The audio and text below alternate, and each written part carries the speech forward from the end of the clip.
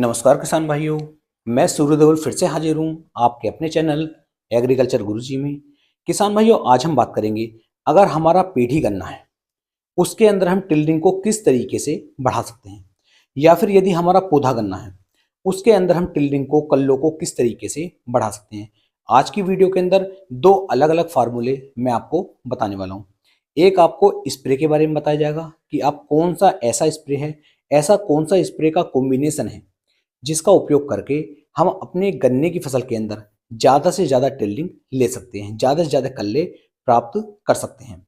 दूसरा जो इस वीडियो के अंदर आपको फार्मूला बताया जाएगा वो किसान भाइयों खादों का बताया जाएगा।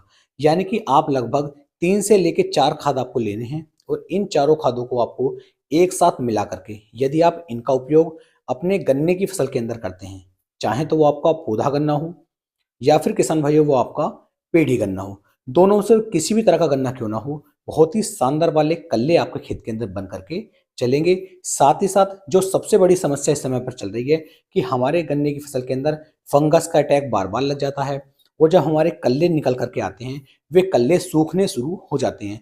क्योंकि अगर 8 से लेकर 10 कल्ले निकले हैं तो किसान भाई 2 से लेकर 3 कल्ले जो हैं वो वहीं पर सूख जाते हैं, जिससे जो हमारी पैदावार है, हमारा उत्पादन है, उसके अंदर काफ़ी ज़्यादा अंतर हमें देखने को मिलता है। तो ये वाली दिक्कत भी आपको देखने को नहीं मिलेगी। और जो हम दूसरा फार्मूला बताएंगे उसके अंदर किसान भाइयों आपको मैं 3 ऐसे स्प्रे बताऊंगा, उन तीनों स्प्रे को आपको आपस में एक साथ मिला लेना है और मिलाने के बाद उस स्प्रे को यदि आप अपने गन्ने की फसल के ऊपर करते हैं तो इससे भी बहुत ही शानदार वाली टिल्डिंग आपको देखने को मिल जाएगी। तो दो अलग अलग यूनिक फार्मूले हैं, दोनों के बारे में पूरी जानकारी मैं आपको दे रहा हूँ, तो वीडियो में लास्ट तक बने रहें जिससे कि आपको एक सही और शानदार जानकारी मिल सके। तो चलिए शुरू करते हैं। सबसे पहले बात कर लेते हैं किसान भाइयों स्प्रे वाले फार्मूले की, कि स्प्रे वाला जो फार्मूला है ये हमें अपने पौधा गन्ने के अंदर कब उपयोग में लाना है और पीढ़ी गन्ने के अंदर कब उपयोग में लाना है। देखिए किसान भाइयों, ज्यादातर क्या होता है, जब तक गन्ने की कटाई शुरू होती है तब तक जो हमारा गन्ना होता है वो सूखने की तरफ चलना शुरू हो जाता है। जो पत्ती होती है वो बिल्कुल सूखने सी लगती है। तो इससे भी किसान भाइयों पर बहुत ज्यादा असर पड़ता है। जैसा कि आप इस समय पर हमारा जो पौधा गन्ना देख रहे हैं बिल्कुल हरा भरा है। ऐसा पौधा गन्ना मैं मानूंगा कि हो सकता है 100 किसान भाइयों में से 10 किसान भाइयों के पास ही इतना हरा भरा बिल्कुल काला स्या गन्ना देखने को मिलेगा। क्योंकि किसान भाइयों इस गन्ने के अंदर इतने शानदार तरीके से खाद डाले गए हैं, इतने शानदार तरीके से स्प्रे किए गए हैं कि इस गन्ने के अंदर आपको पत्ती कहीं भी दिखाई नहीं देगी। बिल्कुल पूरा गन्ना आपको हरा भरा दिखाई देगा। इस गन्ने की जो कटाई है अब लगभग 4 से लेकर 5 दिन के बाद कटनी शुरू हो जाएगी, जो बहुत ही अच्छी पैदावार किसान भाइयों हमें देखने को मिलेगी। तो बात कर रहे थे हम स्प्रे की कि आखिरकार हमें स्प्रे कौन सा करना है।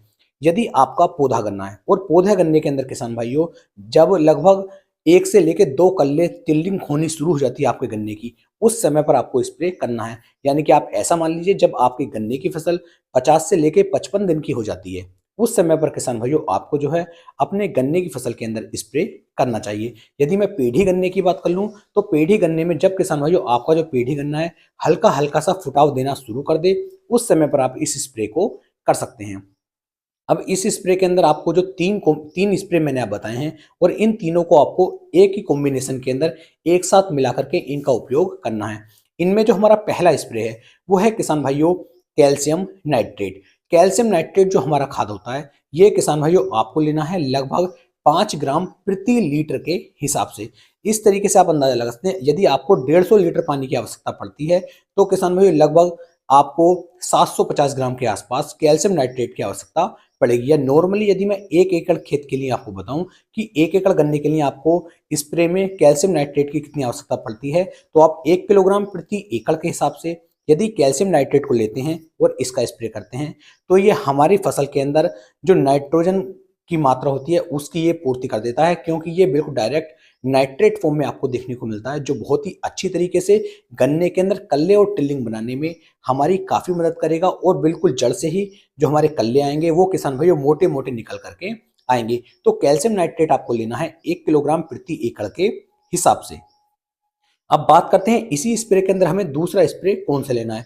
तो दूसरा स्प्रे जो किसान भाइयों यहाँ पर आपको लेना है वो लेना है किसान भाइयों आपको अपना सागरिका। जो इफ्को की सागरिका आती है, इसका उपयोग किसान भाइयों इस समय पर आपको जरूर करना चाहिए, जिससे बहुत ही शानदार वाले रिजल्ट आपको किसान भाइयों यहाँ पर देखने को मिलेंगे। तो यहाँ पर जो आप इफ्को की सागरिका लेंगे वो लेंगे किसान भाइयों 2 से लेके 2.5 ml प्रति लीटर के हिसाब से आपको इफ्को की सागरिका का इस्तेमाल भी करना है। यानी कि आप ऐसे मान सकते हैं, यदि आप 150 लीटर पानी ले रहे हैं तो लगभग 400 ml सागरिका आप इसके अंदर मिक्स करेंगे, तो ये शानदार वाली टिल्लिंग करने में आपके खेत के अंदर आपके गन्ने की पूरी पूरी सहायता करेगी। साथ में किसान भाइयों जो तीसरा स्प्रे आप यहाँ पर आप लेंगे वो लेंगे किसान भाइयों बोरोन 20%। जो बोरोन 20% में आता है, इसकी मात्रा किसान भाइयों 1 ग्राम प्रति लीटर के हिसाब से आपको लेनी है, और इन तीनों को आपस में अच्छी तरीके से मिलाने के बाद आप इनका स्प्रे अपने खेत के अंदर कर दीजिए। चाहे तो आपका पौधा गन्ना हो या फिर आपका पेढ़ी गन्ना हो, दोनों ही खेतों के अंदर आप इसका उपयोग कर सकते हैं।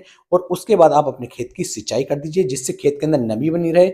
जब खेत में नमी बनी रहेगी तो ये बहुत ही अच्छी वाली पैदावार और शानदार टिल्डिंग आपको निकाल कर देने में आपकी बहुत ज्यादा मदद करेगा। तो पहला फार्मूला किसान भाइयों पेढ़ी गन्ने के लिए भी और पौधा गन्ने के लिए भी ये आपका बन जाता है।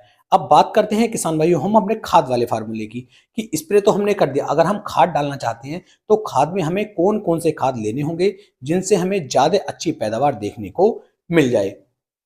तो यहाँ पर किसान भाइयों जो खाद के रूप में आपको लेना है वो लेना है जिंक सल्फेट। जिंक सल्फेट के अंदर किसान भाइयों जिंक भी आपको देखने को मिल जाती है और सल्फर भी आपको देखने को मिल जाती है। जिंक की कमी हमारे खेत के अंदर स्वाभाविक है, वो आ ही जाती है। तो इनका उपयोग यदि आप करेंगे तो ये अच्छी तरीके से कल्ले और टिल्लिंग बनाने में हमारी काफी ज्यादा मदद करेगा। तो आपको जिंक सल्फेट ले लेना है लगभग 6 किलोग्राम प्रति एकड़ के हिसाब से, जिससे अच्छी पैदावार आपको देखने को मिलेगी। साथ में किसान भाइयों यहाँ पर आपको लेना है अपना अमोनियम सल्फेट। अमोनियम सल्फेट जो आपका खाद आता है, इसकी मात्रा किसान भाइयों आप लेंगे लगभग 25 से लेके 30 किलोग्राम प्रति एकड़ के हिसाब से। यूरिया के मुकाबले किसान भाइयों ये जल्दी हमारे खेत को मिलना शुरू हो जाता है और ज्यादा अच्छे रिजल्ट हमारे गन्ने की फसल को ये निकाल करके दे सकता है। तो अमोनियम सल्फेट की जो मात्रा आप लेंगे वो लेंगे किसान भाइयों 30 किलोग्राम प्रति एकड़ के हिसाब से। तीसरे खाद के रूप में किसान भाइयों यहाँ पर आपको लेना है ह्यूमिक एसिड।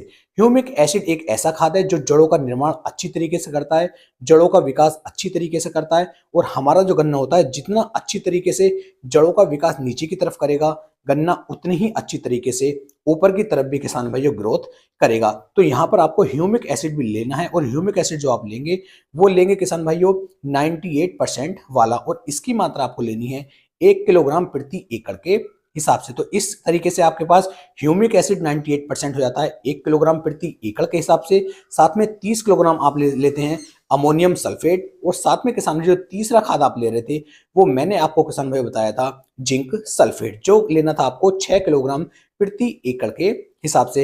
इस तरह से इन तीनों खादों को आप आपस में अच्छी तरीके से मिलाने के बाद गन्ने की जड़ों के पास में डलवा दीजिए, और बाद में किसान भाइयों अपने खेत की आप सिंचाई कर दीजिए। यदि आप ऐसा करते हैं तो इससे भी बहुत ही शानदार वाली एक बेहतरीन टिल्डिंग आपका गन्ना आपको निकाल करके देगा। उम्मीद है मेरी ये जानकारी, मेरी ये वीडियो आपको काफी ज्यादा पसंद आई होगी। वीडियो अच्छी लगी हो तो ज्यादा से ज्यादा किसान भाइयों तक शेयर करें। कॉन्टैक्ट नंबर भी मैंने आपको दिया है, उस पर आप मुझे 12 बजे से 1 बजे तक फोन भी कर सकते हैं। तो फिर मिलेंगे एक नई वीडियो में, तब तक के लिए सभी किसान भाइयों को जय हिंद, जय भारत, जय किसान।